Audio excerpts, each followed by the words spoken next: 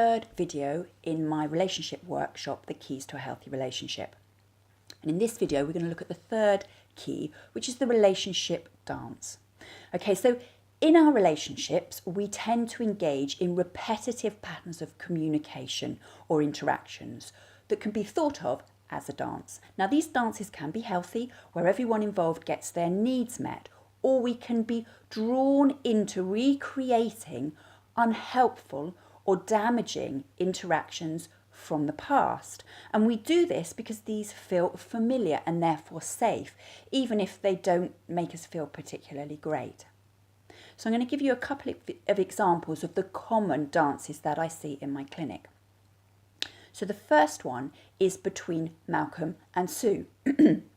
So Malcolm expects to be rejected and Sue copes by withdrawing.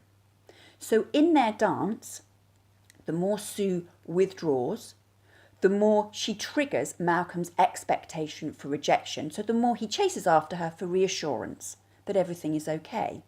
The more he does that, the more she withdraws. The more she withdraws, the more he feels rejected, so chases after her. This creates a very unhealthy dance where no one feels comfortable in the relationship, where no one is getting their needs met. Another example is between Sally and Dave. So Dave believes he's always right and Sally believes she's always wrong. So their interaction, their dance, leaves them both feeling slightly uncomfortable because although Dave always feels quite superior, he always feels a little bit dissatisfied because there is an imbalance. No one should always be right. It doesn't feel right to us to always be right. And Sally also feels uncomfortable. She's left feeling quite depressed, again, because of the imbalance in the relationship. No one should always be wrong. So what to do about your individual dance?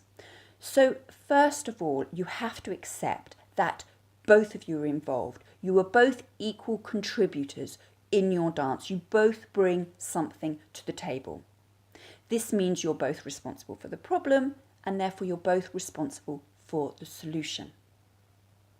Next, you have to take responsibility for identifying your particular contribution to the dance, your particular moves or steps.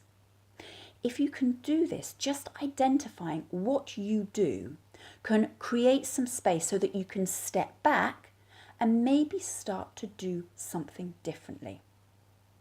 Now, change will happen much more quickly if you can both be involved in this process. However, even if just one of you identifies what's going on and identifies what you are contributing to the dance will change. Okay. In the next video, we're going to look at the fourth key to a healthy relationship, which is the impact that the past has on our current relationships. Okay, I hope this was helpful. Thank you for watching, and I'll see you soon.